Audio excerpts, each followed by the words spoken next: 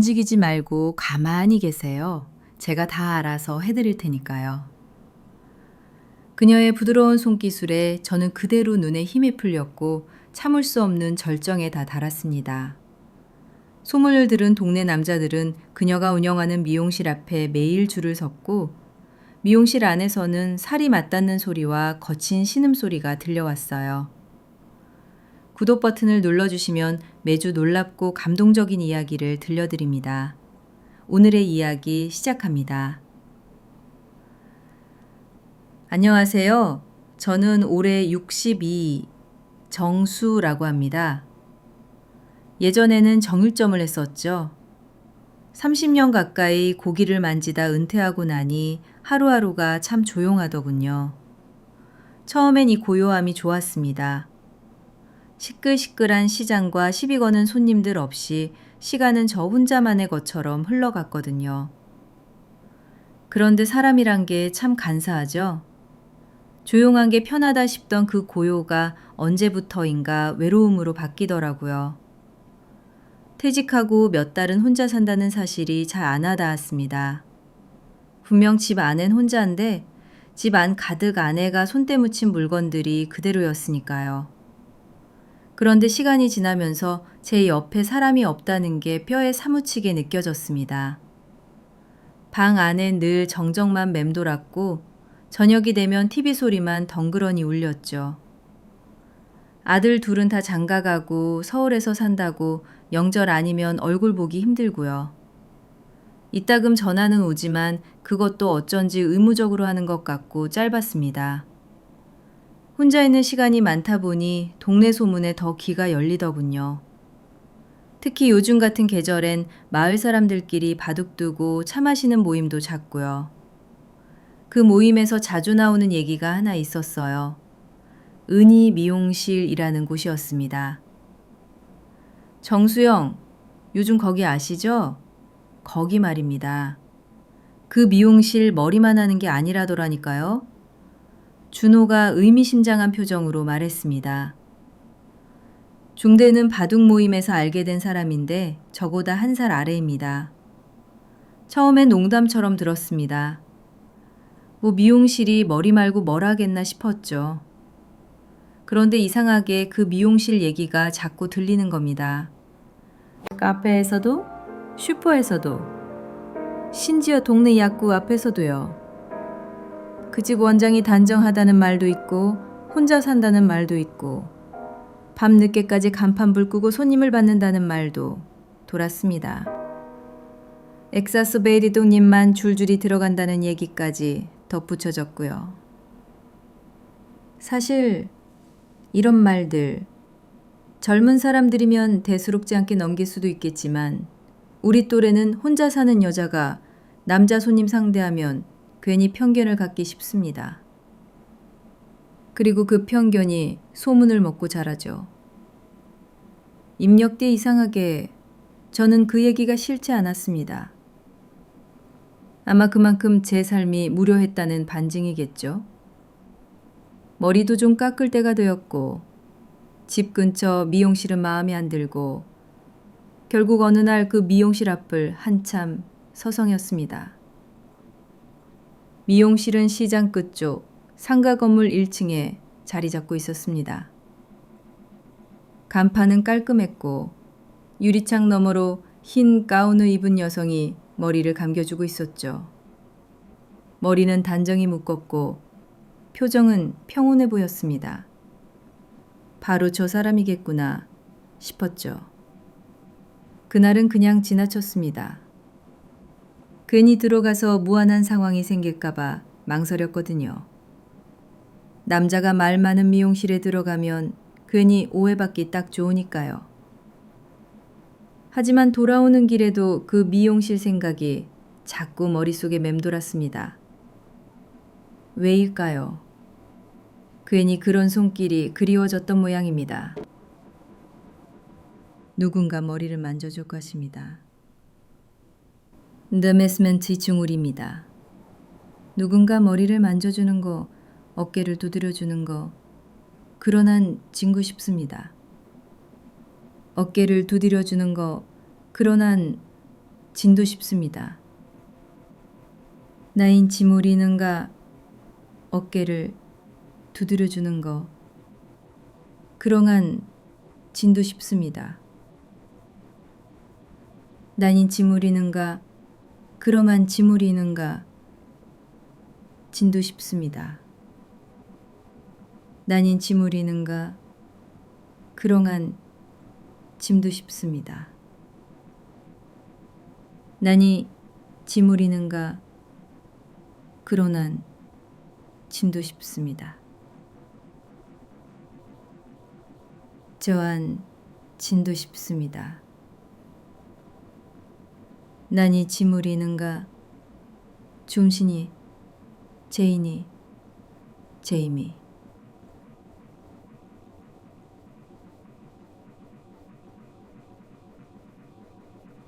제인이 제임이 나니 지무리는가 존신이 제임이 나니 지무리는가 존신이 제임이 제임이 나니 지무리는가 존신이 제임이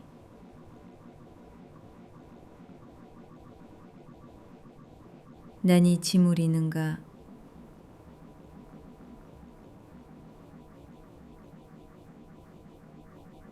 존신이 제임이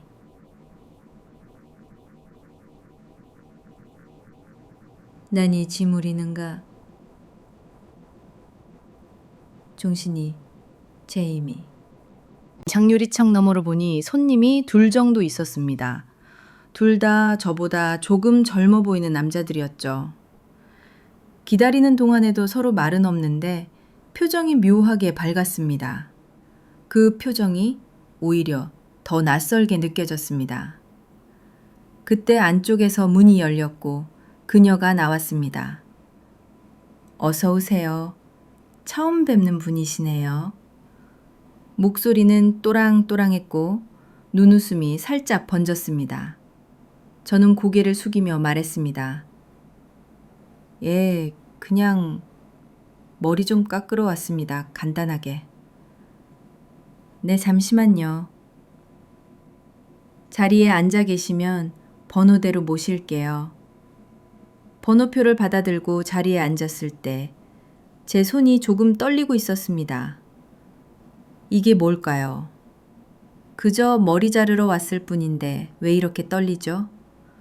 그날 저는 인생에서 아주 오랜만에 낯선 여성과의 따뜻한 대면을 마주했습니다. 그 사람의 이름이 은희씨이고 나이는 57세라는 건 그녀가 머리를 감겨주면서 가볍게 대화를 하며 처음 알게 되었습니다. 폐 머리 자주 다듬으세요. 처음 뵙는 것 같아서요. 네, 한동안은 집에서 직접 기계를 밀기도 했습니다. 그러셨구나. 혼자 사세요? 그 말에 저는 놀라듯 웃었습니다. 나이트로전 오브 아셨습니까? 그런 분들이 많아요. 여긴 그런 분들이 자주 오시거든요. 말했고 그 말은 묘하게 제 마음을 내려앉게 했습니다. 거울에 비친 제 모습은 조금 초라했지만 그녀의 손끝은 그 초라함을 쓰다듬어주는 듯 했습니다. 의자에 앉자 은희 씨는 능숙하게 목둘레에 수건을 두르고 가운을 덧입혀 주었습니다. 손놀림이 아주 자연스러웠어요. 말수는 많지 않았지만 행동 하나하나가 조심스럽고 부드러웠습니다. 샴푸 향은 강하지 않고 은은했습니다. 페이체크를 감겨주는 동안 저는 눈을 감고 말없이 그 손길을 느꼈죠. 그 손이 이상하게 낯설지 않았습니다. 과거 어느 시절 아내가 제 뒷목을 다독여주던 기억이 떠올랐습니다.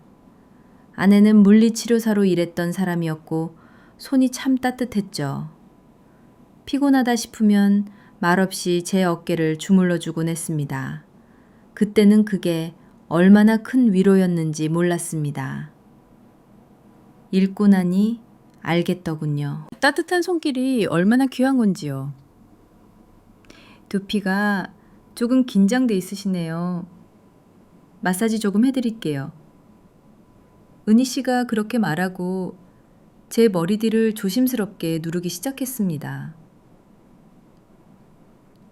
손끝에서 전해지는 압력이 묘하게 시원했고 귓골이 서늘하게 풀리는 느낌이 들었죠. 눈을 감고 있으니 마음 아주 편안해졌습니다. 피로가 많으신가 봐요. 어깨도 많이 굳으셨고요. 예, 뭐 혼자 살다 보니 챙겨주는 사람이 없어서 그런가 봐요. 말하고 나니 괜히 외로움 티를 낸 건가 싶어 멋져갔습니다. 그런데 은희 씨는 고개를 끄덕이만 말했습니다. 혼자 계시는 분들 대부분 그러세요.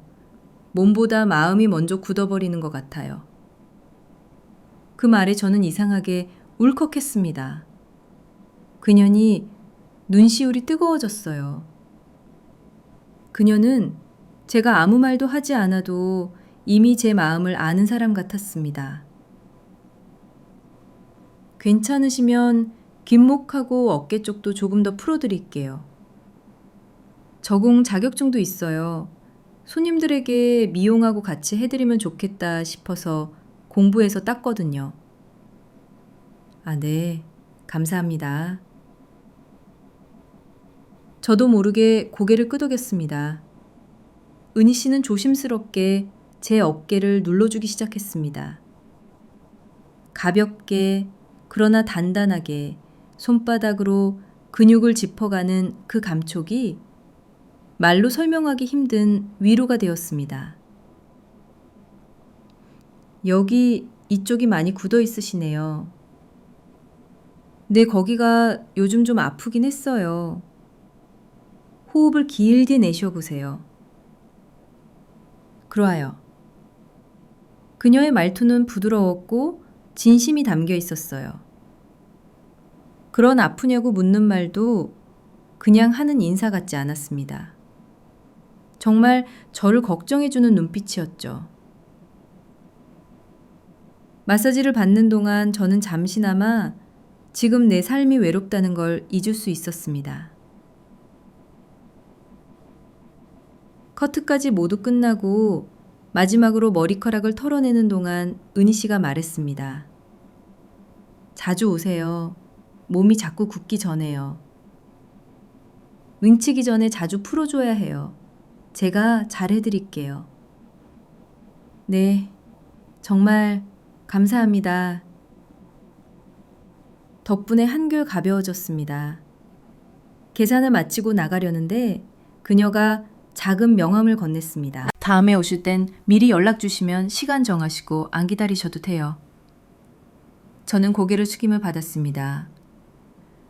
명함을 받을 때 느껴진 그녀의 손에는 부드러운 온기가 남아 있었습니다.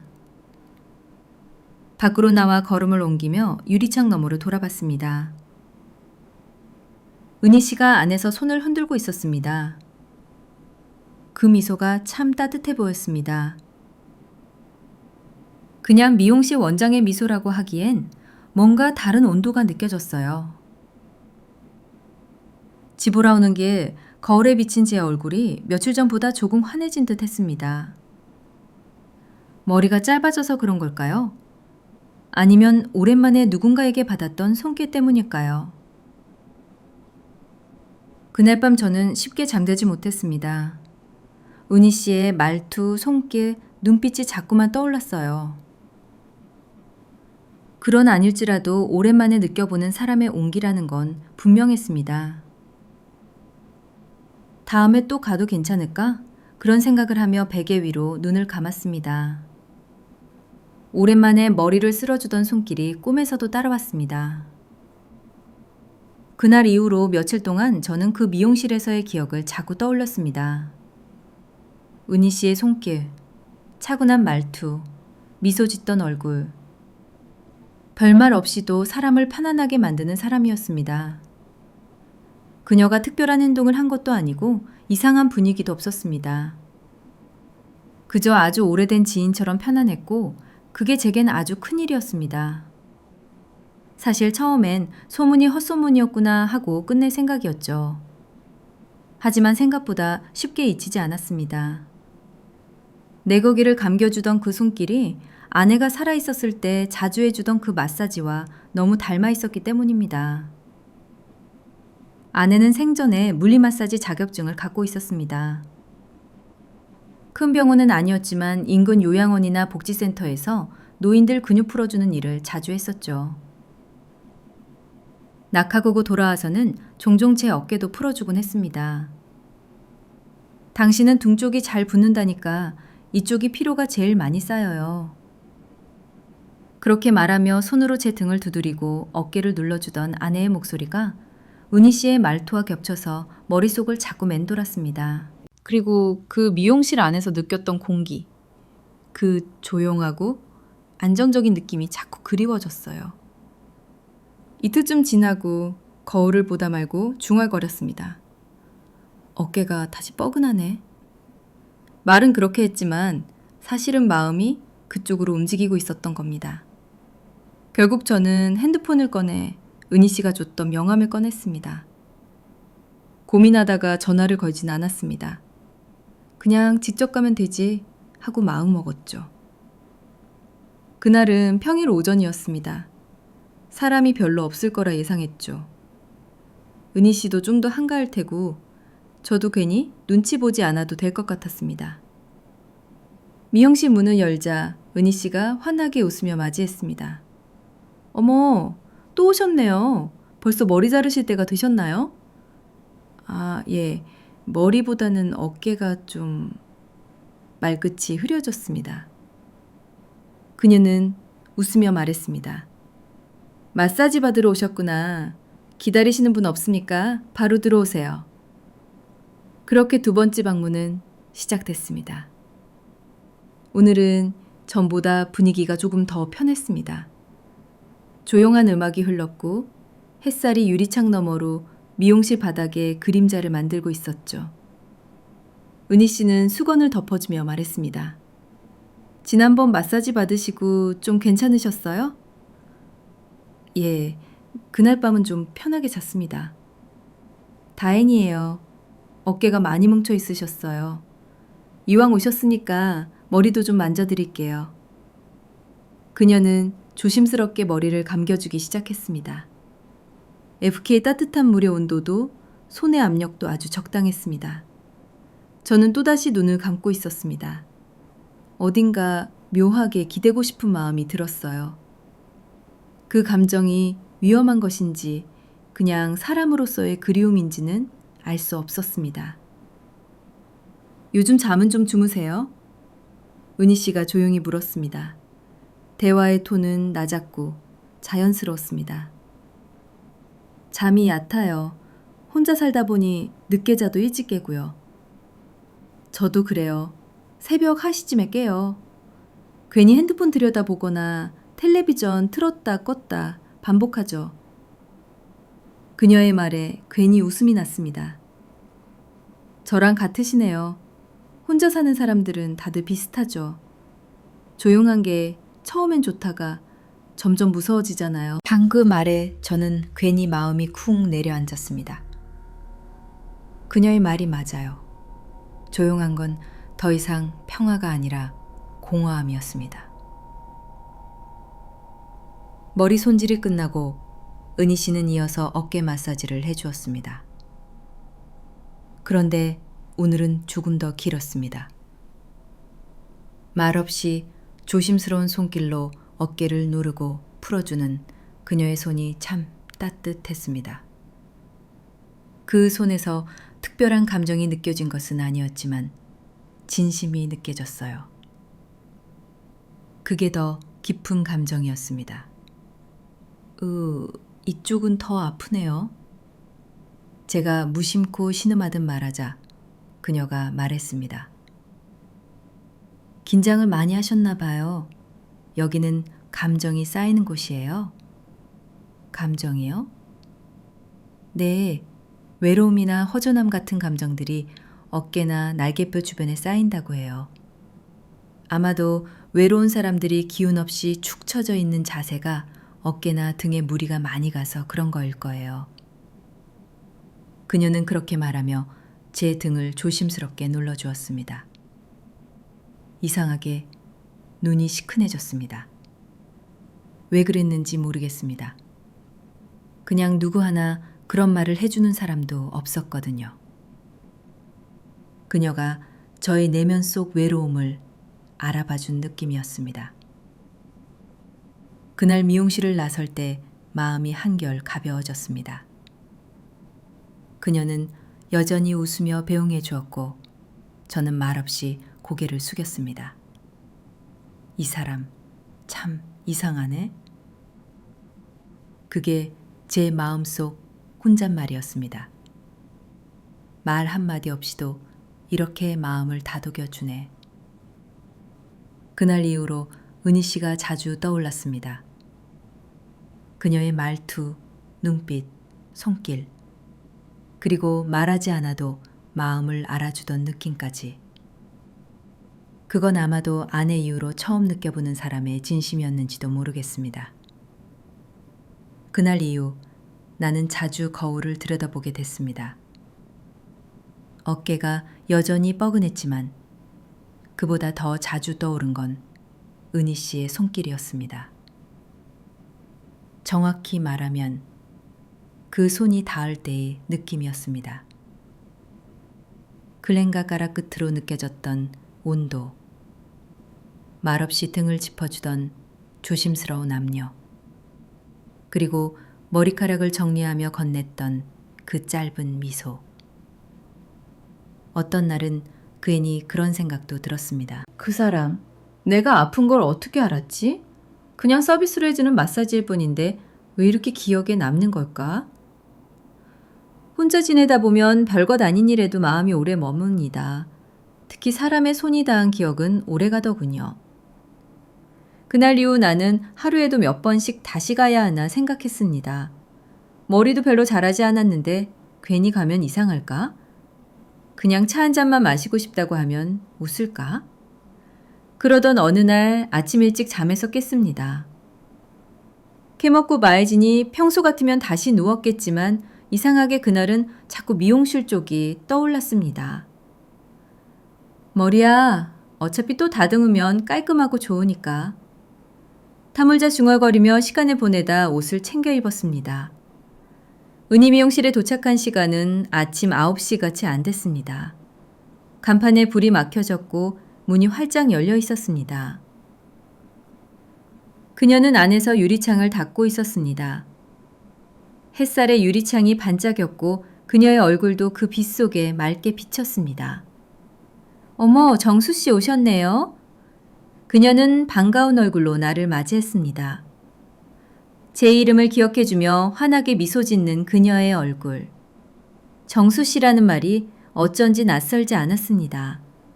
그녀에게 이름을 불리는 일이 이상하게 마음을 간지렸습니다. 예, 머리가 좀 거슬려서요. 내 말에 은희 씨는 고개를 끄덕이며 말했습니다. 머리가 가끔 마음에 안 들 때가 있죠. 마침 잘 오셨어요. 방금 열었거든요. 그녀는 문을 닫고 안쪽으로 안내했습니다. 익숙한 공간이 되었지만 여전히 그녀가 있는 그 안은 조심스러운 공기가 돌았습니다. 그날은 손님이 없었기에 그녀와 나는 천천히 대화를 나눌 수 있었습니다. 중간 그녀는 불쑥 물었습니다. 정수 씨는 혼자 사신 지 오래되셨어요? 예, 이제 해수로 13년쯤 됐네요. 아내는 병으로 갑작스럽진 않았는데도 떠나고 나니 허전하더군요. 은희 씨는 잠시 멈칫하더니 고개를 끄덕였습니다. 저도 혼자 산 지 꽤 됐어요. 좀 다른 이유였지만요. 그녀는 조용히 가위를 내려놓고 거울에 비친 나를 마주보며 말했습니다. 제 남편은 술을 많이 마셨어요. 그리고 손버릇이 좀 있었죠. 나는 말없이 고개를 끄덕였습니다. 말을 건네는 대신 눈빛으로 듣고 있다고 전했습니다. 5년 전에 이혼했어요. 당시엔 창피하고 무서워서 말도 못 꺼냈는데 이제는 누가 물으면 그냥 있는 그대로 말해요. 그녀는 담담한 얼굴이었지만 말끝은 약간 떨리고 있었습니다. 잘하셨습니다. 나는 짧게 그러나 진심을 담아 말했습니다. 그렇게까지 참으실 이유는 없었잖아요. 은희 씨는 잠시 나를 바라보다가 작은 미소를 지었습니다. 정수 씨 같은 분이 옆에 있었으면 좋았을 텐데요. 그 말이 농담이었는지 진심이었는지 나는 알 수 없었습니다. 검저 듣는 순간 가슴 안에서 뭔가 묵직하게 움직였습니다. 머리를 다듬고 마사지를 받는 동안에도 그녀의 말이 계속 맴돌았습니다. 정수 씨 같은 사람. 그 말 한마디가 묘하게 제 심장을 자꾸 건드렸습니다. 그리고 마사지해주는 그녀의 따뜻한 손길을 느꼈어요. 어깨를 눌러주는 그녀의 손길이 오늘은 조금 더 천천히 움직였습니다. 스무치 서두르지 않았고 눌렀다 놓는 호흡도 길었습니다. 그 사이 그녀의 숨소리와 내 숨소리가 묘하게 엇박자로 얽혀 들렸습니다. 오늘은 어깨 말고 등 쪽도 조금 눌러드릴게요. 괜찮으시죠? 나는 고개를 끄덕였습니다.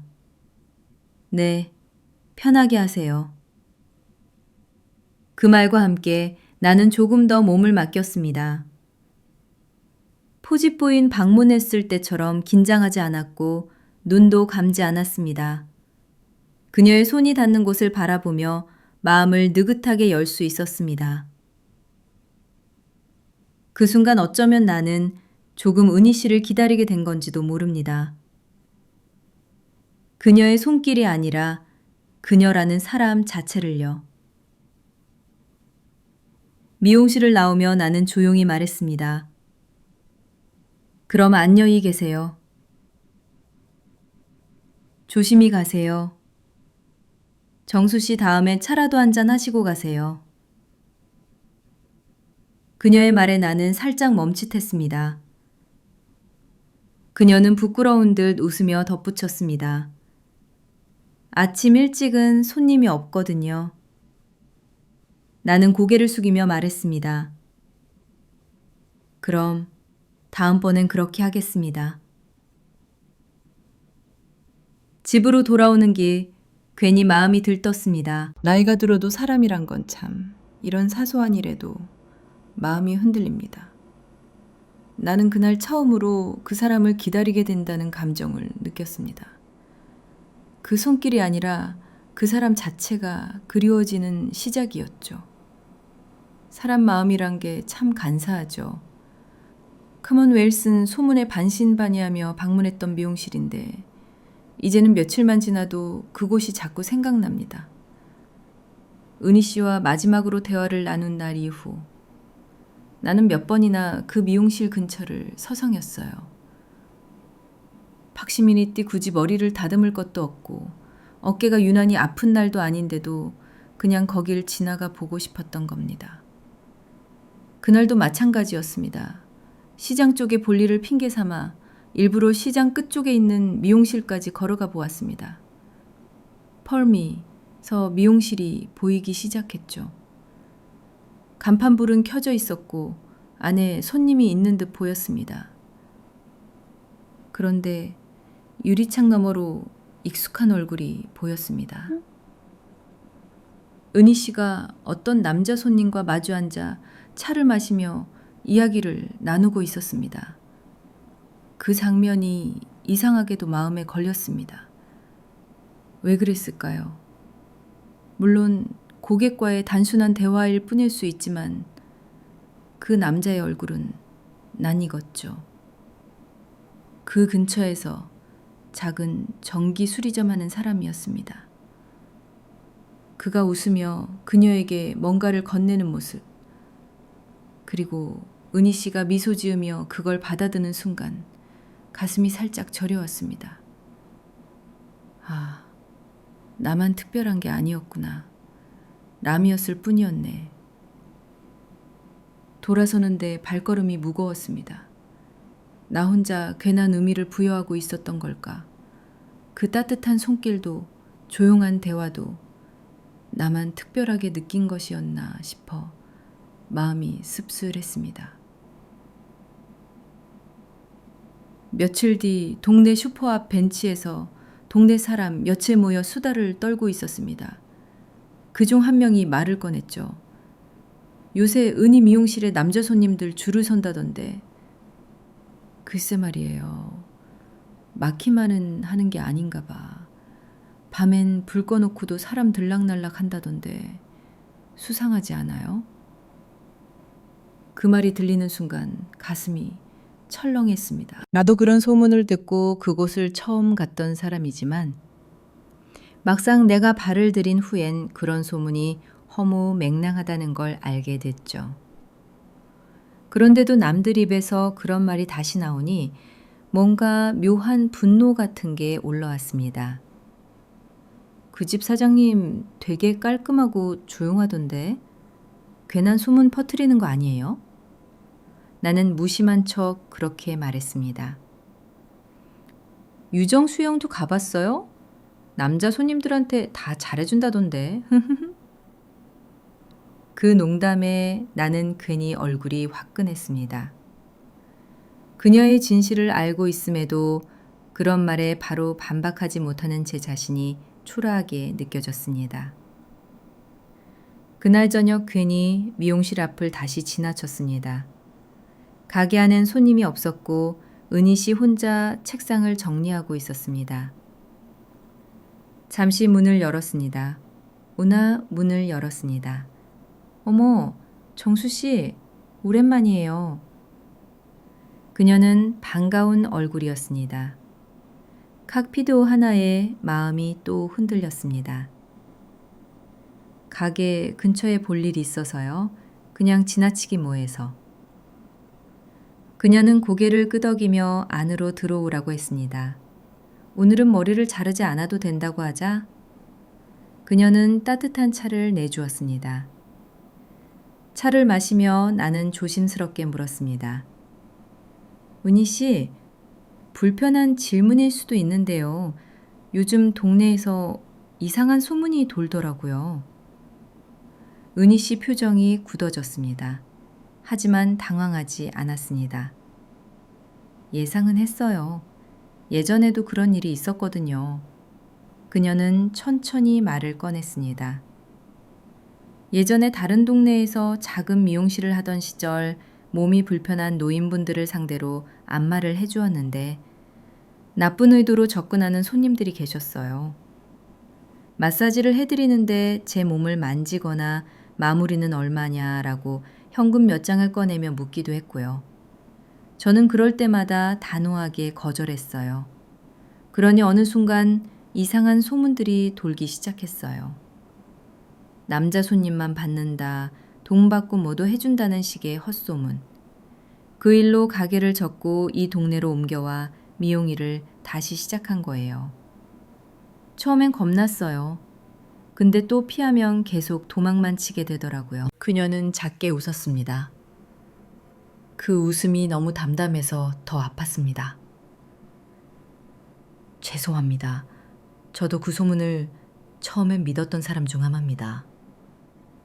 내가 그렇게 말하자 그녀는 조용히 고개를 저었습니다. 정수 씨는 다르세요. 처음부터 제 말을 들으려고 했잖아요. 그 말에 가슴 한편이 울컥했습니다. 나 같은 사람이 뭐라고 이렇게 진심으로 고마워해주는 사람이 있다니. 미용실을 나오며 하늘을 올려다봤습니다. 하루 흐렸던 하늘이 그제야 조금 맑아졌습니다. 그녀를 향한 감정이 단순한 호감이 아니었단 걸 그날 비로소 인정했습니다. 그리고 깨달았습니다. 이젠 이 사람을 지켜주고 싶다는 감정이 생겼다는 걸. 그날 저녁 갑자기 비가 쏟아졌습니다. 하늘이 그렇게 어두워질 줄 몰랐는데 시장에서 장을 보고 나오는 길에 우산 하나 없이 빗속을 걷게 됐죠. 우비를 걸친 채 채소를 정리하던 노점상 아주머니도 이런 날은 어딜 나가긴 틀렸네 하며 고개를 저을 정도였습니다. 장바구니를 양손에 들고 종종 걸음을 하던 중 은희 미용실 간판 쪽이 눈에 들어왔습니다. 비바람에 간판이 흔들리고 문 앞에는 누군가 실랑이를 벌이고 있는 듯했습니다. 눈을 찌푸리고 보니 그곳에 서 있는 사람은 은희 씨였고 그 앞에 선 남자는 헝클어진 머리에 비에 젖은 옷을 입은 중년 남성이었습니다. 가 소리를 질렀습니다. 너나 무시하냐? 내가 누군지 잊었어? 문 열어 이 여자야? 은희 씨는 문을 반쯤 걸어 잠근 채 벌벌 떨고 있었고 그 남자는 팔로 밀어 문 안으로 들어가려 하고 있었습니다. 나는 순간 머리가 하얘졌습니다. 하지만 몸은 재빨리 움직였습니다. 장바구니를 바닥에 내려두고 빠르게 그들 사이로 뛰어들었습니다. 그만하세요. 내 목소리가 생각보다 크게 울렸습니다. 남자가 나를 쳐다봤습니다. 술에 절은 눈, 실룩거리는 입술, 딱 봐도 제정신이 아니었습니다. 넌 뭘 한다고 끼어들어? 이 여자가 뭘 잘못했다고 이러는 겁니까? 내 마누라였어, 내 마누라였다고? 그 순간 은희 씨가 작게 외쳤습니다. 넌 이제 내 남편이 아니야. 난 이제 당신하고 아무 상관없어. 나는 그녀 앞으로 몸을 내밀었습니다. 그리고 두 손을 벌려 남자와의 거리를 막았습니다. 돌아가세요. 지금 이러시는 거 다 CCTV에 찍히고 있습니다. 더 난동 피우면 경찰에 신고할 겁니다. 매말에 남자가 움찔했습니다. 주위를 살펴보더니 코웃음을 치며 뒷걸음질 쳤습니다. 하, 웃기네. 다들 웃겨. 그는 바닥에 침을 뱉고는 비에 젖은 어깨를 떨며 골목어기로 사라졌습니다. 비는 여전히 내리고 있었습니다. 나는 젖은 우산을 펴서 그녀에게 씌워주었습니다. 괜찮으세요? 은희 씨는 아무 말도 하지 못한 채 내 우산 아래서 고개만 끄덕였습니다. 그녀의 어깨는 사시나무처럼 떨리고 있었고 눈가에는 눈물이 고여 있었습니다. 어서 댁으로 가서 몸 좀 따뜻하게 하고 쉬세요. 그러자 그녀가 눈물을 글썽이며 말했어요. 저 사람이 제 집 위치를 알아요. 불안해하는 눈빛, 떨고 있는 그녀를 보며 잠시 고민하다 나는 조심스레 제안했습니다. 그럼 우리 집에 가서 쉬시죠? 여기 근처입니다. 그녀는 작게 고개를 끄덕였습니다. 우리는 조용히 내 집으로 향했습니다. 집 안으로 들어서자 은희 씨는 젖은 머리를 정리하며 미안하다는 말을 반복했습니다. 죄송해요. 이런 일까지 보게 해서. 아닙니다. 은희 씨가 사과할 일이 아니에요. 나는 조용히 수건을 건네주며 생각했습니다. 예전 아내가 아팠던 시절 밤마다 소리를 지르며 뒤척이던 모습을 떠올렸습니다. 그때도 나는 무력했고 어떻게 해야 할지 몰랐습니다. 하지만 지금은 누군가를 위해 해줄 수 있는 일이 있다는 사실에 왠지 모르게 마음이 단단해진 느낌이었어요. 따뜻한 차를 한 잔씩 마신 후 우리는 조용히 식탁에 마주 앉았습니다. 은희 씨는 손을 무릎 위에 꼭 모은 채 입술을 깨물고 있었습니다. 그 사람 자주 찾아와요? 가끔요. 술 마시면 문 두드리거나 전화하거나. 아직도 자기가 내 남편이라고 생각하는 것 같아요. 무서우셨겠네요. 그녀는 고개를 끄덕였습니다. 장경찰에 신고해도 별다른 조치를 안 하니까 계속 찾아왔어요. 그런데 제가 무서운 거는요. 그 사람이 찾아오는 것도 그 사람한테 맞는 것도 아니에요. 지금은 또 이상한 소문이 날까 봐 더 무서워요. 그 말에 나는 천천히 손을 내밀어 그녀의 손등을 가볍게 감쌌습니다. 제가 그 소문이 어떤 건지 압니다. 그리고 그게 얼마나 사람을 무너뜨리는지도요. 은희 씨는 그제야 고개를 들었습니다. 눈가엔 눈물이 고여 있었지만 표정은 어딘가 한결 편안해 보였습니다. 정수 씨, 왜 이렇게까지 해주시죠? 나는 대답 대신 그녀의 손을 조금 더 힘있게 감쌌습니다. 당신은 아무 잘못이 없잖아요. 그 말에 그녀는 고개를 숙인 채 눈물을 뚝 하고 흘렸습니다. 그날 밤 은희 씨는 내 작은 방에서 따뜻한 이불을 덮고 잠이 들었습니다. 나는 소파에 앉아 조용히 불을 끄고 창밖으로 내리는 비를 바라봤습니다. 밖엔 여전히 비가 오고 있었지만 내 마음은 처음으로 아주 조용하고 따뜻했습니다. 그 그녀가 거기 있다는 사실 하나만으로 이 텅 빈 집에 온기가 감돌았습니다. 은희 씨는 그날 밤 내 방에 조용히 누워 있었습니다. 이불 끝을 조심스레 끌어올리던 그녀의 손이 아직도 기억에 남습니다. 스물튀고 하얗고 뭔가를 계속 움켜쥐고 싶어 하던 손. 내가 해줄 수 있는 건 따뜻한 방 하나와 조용한 시간뿐이었습니다. 나는 소파에 앉아 불을 끄고 벽에 기대어 앉아 있었습니다. 가슴이 자꾸 뛰었습니다. 설렘인지 긴장인지 아니면 내가 그 사람을 걱정하고 있다는 증거였는지 정확히 말하긴 어려웠습니다. 한참을 그렇게 앉아 있었을까요? 방문이 살짝 열렸습니다. 은희 씨가 조심스럽게 고개를 내밀었습니다. 자고 계셨어요? 아니요, 아직이요. 혹시 차 한 잔만 더 주실 수 있을까요? 그녀의 목소리는 낮고 조심스러웠습니다. 나는 고개를 끄덕이며 주방으로 향했습니다. 티백을 우려내며 등을 돌리고 서 있는데 뒤에서 그녀의 발소리가 조용히 다가왔습니다. 거실 탁자에 나란히 앉아 조용히 차를 마셨습니다. 말이 없어도 어색하지 않았습니다. 차의 온기만으로도 마음 한켠이 데워지는 듯 했죠. 잠시 후 은희 씨가 조용히 입을 열었습니다. 정수 씨는 참 이상한 분이에요. 제가요? 네. 제가 뭘 했다고 이렇게까지 마음 써주세요? 그 질문에 잠시 말을 멈췄습니다. 그리고 시체 솔직하게 대답했습니다.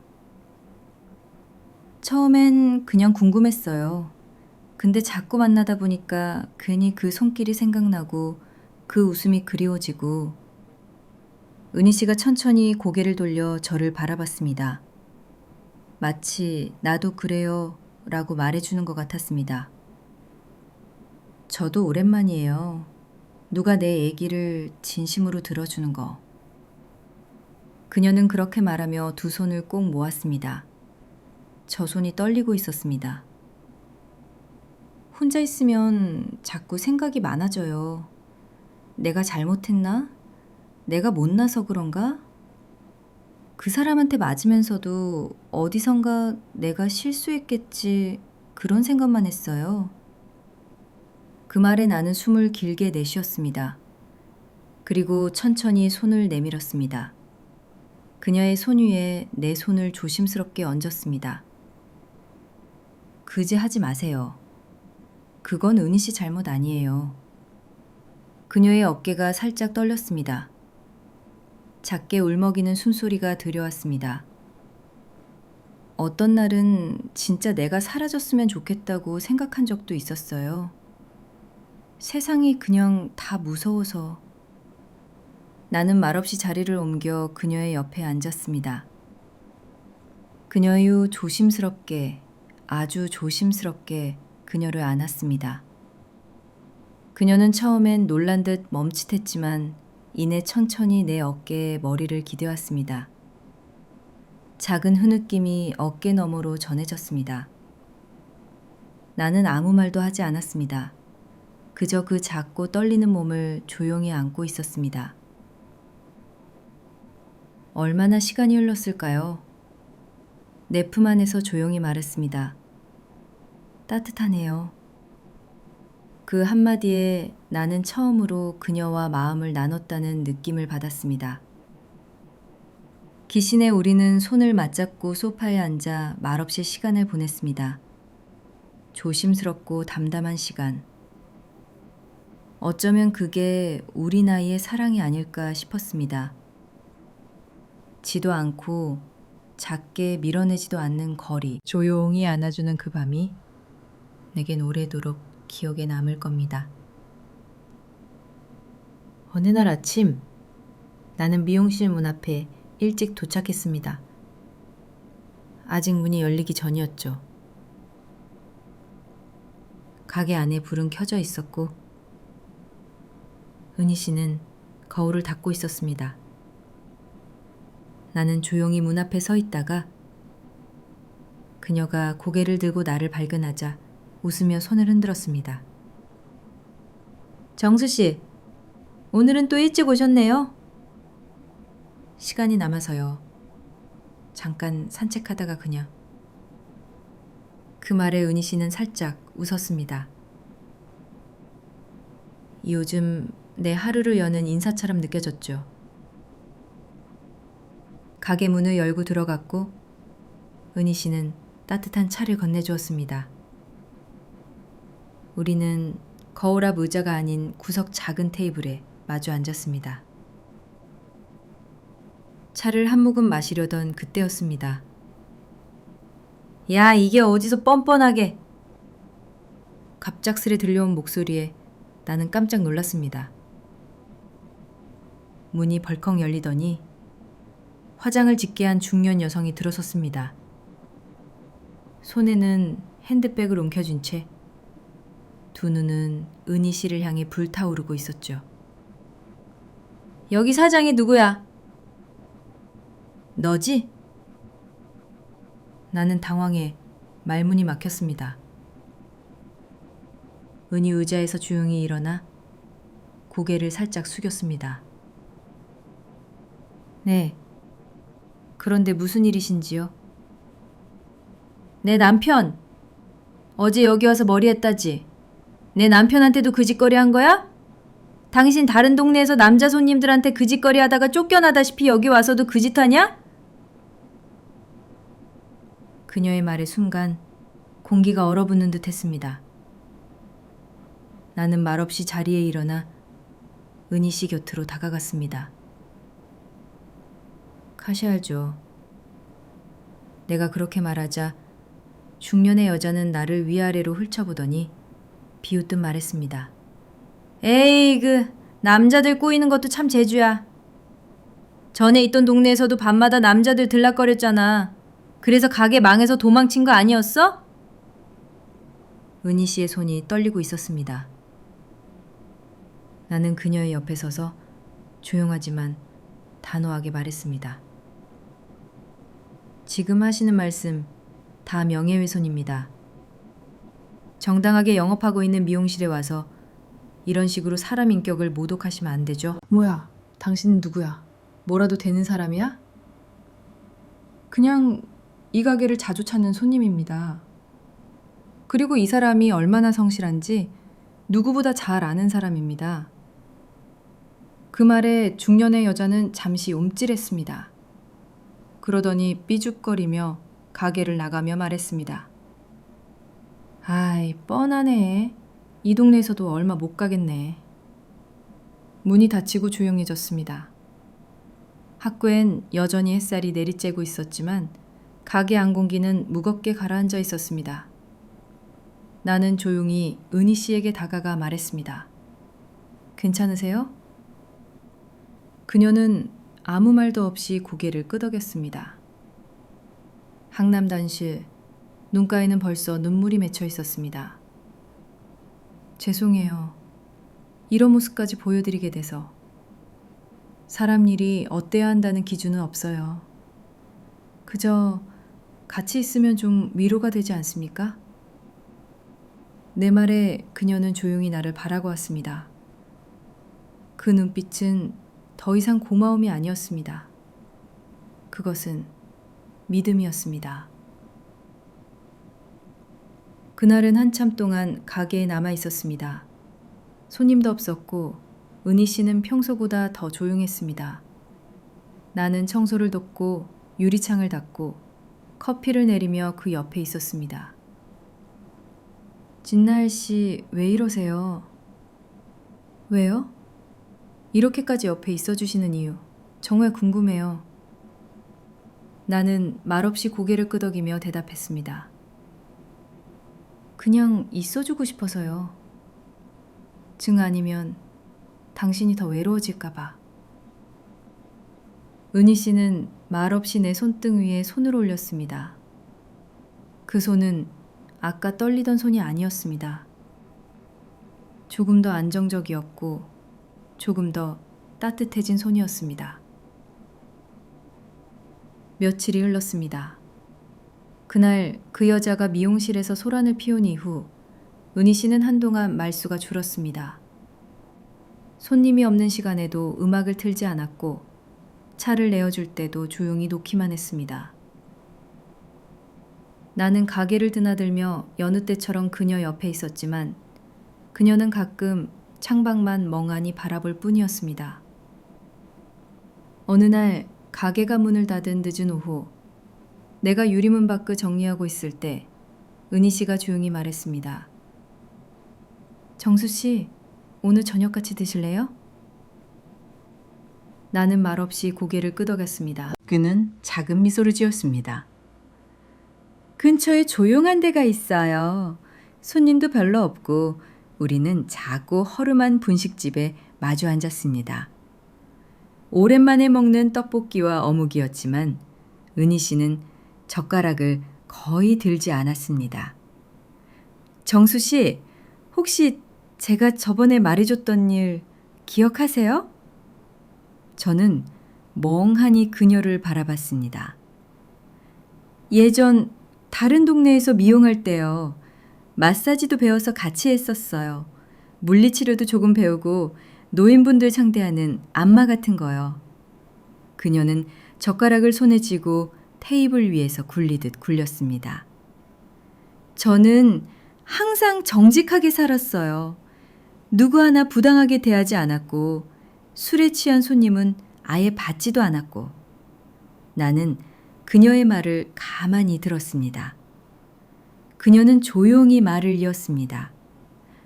그런데 어느 날 술 마시고 온 남자 손님 하나가 돈 더 줄 테니까 자기랑 자자면서 이상한 요구를 했어요. 당연히 거절했죠. 그런데 그 인간이 동네에 소문을 냈더라고요. 그 집 가면 다 해준다고. 숨을 들이마신 그녀는 잠시 떨리는 목소리를 가다듬었습니다. 그때부터였어요. 밤에 낯선 남자들이 가게 유리창에 얼굴을 대고 들여다보고 어떤 사람은 문 열고 들어와서 무작정 벗기도 하고 진짜 지옥이었어요. 그녀는 어깨를 떨었습니다. 나는 말없이 그녀의 잔에 물을 따라 주었습니다. 그 일로 가게 문을 닫았어요. 그리고 이 동네로 왔죠. 새로운 곳에서 다시 시작하면 다 괜찮아질 것 같아서. 나는 한참을 말없이 있었습니다. 그리고 천천히 그녀를 바라보며 말했습니다. 그게 다 은희 씨 탓이라고 생각하세요? 아니요. 근데 그게 왜 그렇게 오래 남을까요? 그저 헛소문일 뿐인데 왜 아직도 자다가 벌떡 일어나게 하는지. 나는 조용히 젓가락을 내려놓고 그녀의 손을 잡았습니다. 소문은 바람 같아요. 불어오는 건 막을 수 없지만 그 바람에 무너지지 않으면 돼요. 그녀는 내 손을 바라봤습니다. 한참 만에 작게 웃었습니다. 정수 씨는 가끔 시인 같아요. 칭찬인가요? 놀리는 건가요? 그녀는 작게 웃었습니다. 그 웃음은 오랜만에 보는 진짜 웃음이었습니다. 식사를 마치고 우리는 시장을 따라 천천히 걸었습니다. 밤바람이 불어오고 포장마차에선 어묵 국물이 끓고 있었습니다. 그녀는 조용히 내 옆에 섰습니다. 발걸음에 맞춰 걷기만 했습니다. 말은 없었지만 우리는 처음으로 함께 걷는 느낌을 받았습니다. 이 사람과 나 지금 같은 방향을 보고 있구나. 그걸 느낀 순간 왠지 모르게 마음이 편안해졌습니다. 가게 앞까지 그녀를 바래다 주고 그녀가 문을 열려는 순간 나는 말했습니다. 은희 씨, 이젠 제가 옆에 있을게요. 물타배를 해도 그건 그 사람들 말일 뿐이에요. 은희 씨는 은희 씨대로 잘 살면 되잖아요. 제가 도울게요. 손을 얹은 채 내 얼굴에 손을 얹은 채 내 얼굴을 잠시 바라보다가 천천히 고개를 끄덕였습니다. 네, 저대로가 아니라 우리대로 잘 살아요. 건트롤 이후 우린 자주 만났습니다. 한날은 같이 시장을 둘러보는데 그녀가 말했죠. 정수 씨, 이 김장용 고춧가루는 이 집이 최고예요. 캐비 한 번만 써보면 다른 데 못 가요. 은희 씨는 그렇게 말하며 시장 골목 안쪽 작은 방앗간으로 나를 끌고 갔습니다. 그날은 둘이 함께 김장 재료를 사는 날이었죠. 나는 장바구니를 양손에 들고 그녀의 뒤를 바짝 따라다녔습니다. 오이, 무, 마늘, 생강, 굴, 사야 할 게 참 많았습니다. 은희 씨, 이거 다 오늘 담그실 거예요? 그럼요. 멜러스 요즘 같은 날씨가 김장하기 딱이잖아요. 그녀는 장바구니를 툭툭 두드리며 웃었습니다. 그 웃음에 나도 모르게 같이 웃음이 나왔습니다. 그럼 저도 같이 담글게요. 정수 씨, 김치 버무릴 줄 아세요? 글쎄요. 해본 적은 없지만 당신이 시키는 대로는 잘합니다. 그 말 기억할게요. 시키는 대로 못하기만 해봐요. 은희 씨 집 앞마당에 고무대야가 줄줄이 놓였습니다.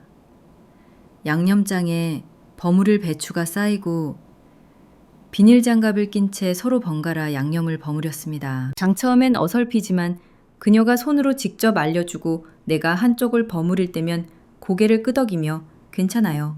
잘하셨어요. 라고 말해주는 목소리에 기분이 괜히 좋아졌습니다. 점심 무렵 우린 배춧잎 하나씩 집어 소를 싸서 입에 넣었습니다. 짭짤하고 매콤한 그 맛에 나는 눈을 찡그렸습니다. 오, 이건 진짜 제대로네요. 그쵸? 정수 씨가 제가 시키는 대로 잘해서 그래요. 은희 씨는 웃으며 말했습니다. 그 말에 속이 간질간질해졌습니다. 어느 순간부터 이 사람이 나를 웃게 만들고 있었습니다. 평범한 하루가 특별하게 느껴지는 건 그녀 덕분이었습니다. 다음날 아침 나는 미용실 문을 열어주었습니다. 늘 그녀가 혼자 잠금 장치를 푸느라 애쓰던 문인데 이젠 내가 먼저 와서 문을 열고 유리창도 닦아놓고 뜨거운 물도 받아놨습니다. 정수 씨, 이젠 직원 하셔도 되겠어요. KB 월급은 사랑으로 주시죠. 내가 장난스럽게 말하자 은희 씨는 입꼬리를 말아 올렸습니다. 그럼 월급치고 많이 비싼데요? 어느 날 시장을 걷다 보니 수군거리는 소리가 다시 들려왔습니다. 저 양반 매일 미용실 들락거리더니 결국 에이, 저 나이에 무슨 사랑이야? 짓. 그런 말들이 들려와도 나는 고개 숙이지 않았습니다. 오히려 은희 씨의 손을 조용히 잡고 바로 옆에 섰습니다. 방은희 씨는 처음엔 움찔했지만 곧 내 손을 꼭 잡아주었습니다. 우린 그렇게 시장을 가로질렀습니다. 남들 시선보단 서로의 발걸음이 더 중요했습니다. 미용실에도 변화가 생겼습니다. 예전보다 창문이 더 자주 열리고 커튼도 걷혀 있었습니다. 안쪽에서 들려오는 클래식 음악과 향기로운 커피 냄새. 그 안에 앉은 그녀는 이제 움츠러들지 않았고 손님과도 밝게 웃으며 대화를 나눴습니다. 거무는 그 모습을 뒤에서 바라보다 가끔 생각했습니다. 이 사람이 이렇게 웃는 얼굴로 오래오래 살았으면 좋겠다. 그날 밤 은희 씨가 조용히 말했습니다. 정수 씨는 부끄럽지도 않으세요? 뭐가요? 이 나이에 둘이 이렇게 다니고 손잡고. 나는 웃으며 대답했습니다. 우리 나이에 부끄러울 게 뭐 있습니까? 이 나이니까 오히려 더 귀한 거죠. 그 말에 그녀는 말없이 웃었습니다. 그 웃음은 지난 몇 달 동안 내가 본 그 어떤 미소보다 단아하고 예뻤습니다. 햇살이 참 좋았던 날이었습니다. 우리는 가까운 바닷가 마을로 떠났습니다. 모래사장을 걷고 작은 횟집에서 생선구이를 나눠 먹고 오래된 민박집에서 묵었습니다. 밤에는 창문을 열고 바닷바람을 맞으며 조용히 침대에 누웠습니다.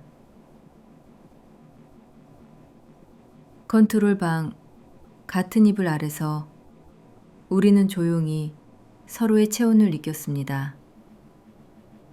누가 먼저 손을 내밀진 않았지만 잠든 그녀의 손이 내 팔 위에 얹혀 있었고 나는 그 손을 덮으며 조용히 속삭였습니다.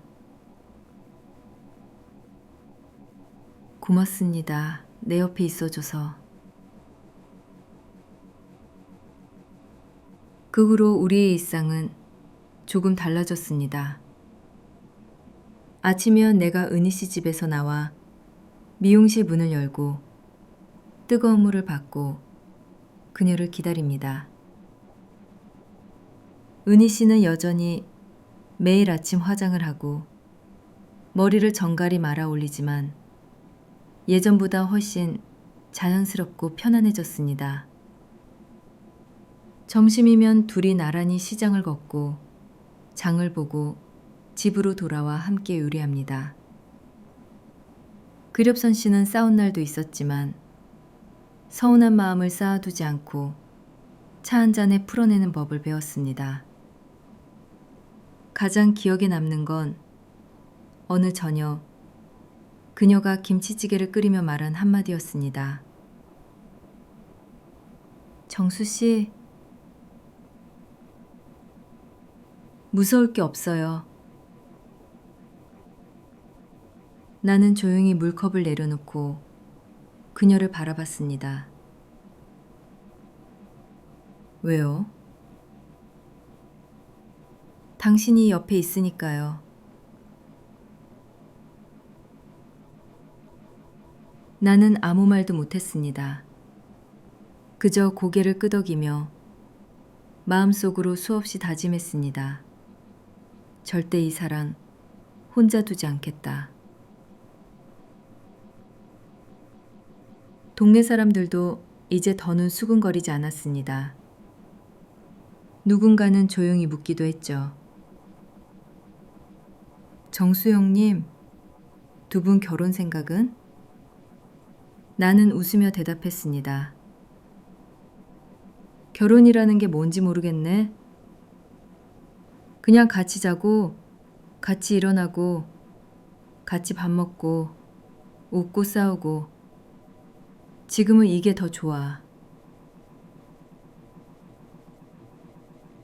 그 사람은 고개를 끄덕이며 말했습니다. 그럼 됐죠. 그게 사랑이죠.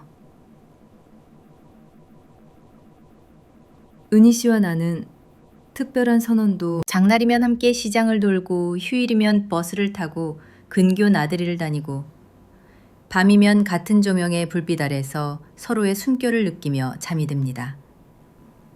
가끔 침대 옆에서 그녀의 숨소리를 들으며 생각합니다. 내가 이렇게까지 누군가를 필요로 한 적이 있었나? 그리고 이 사람에게 내가 꼭 필요한 존재였으면 좋겠다. 하루는 그녀가 내게 물었습니다. 정수 씨, 우리 이렇게 살다가 먼저 한 사람이 가면 어쩌죠? 나는 한참을 생각하다가 대답했습니다.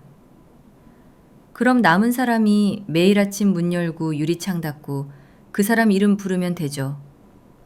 눈에 보이진 않겠지만 어차피 늘 그랬듯이 함께일 테니까요.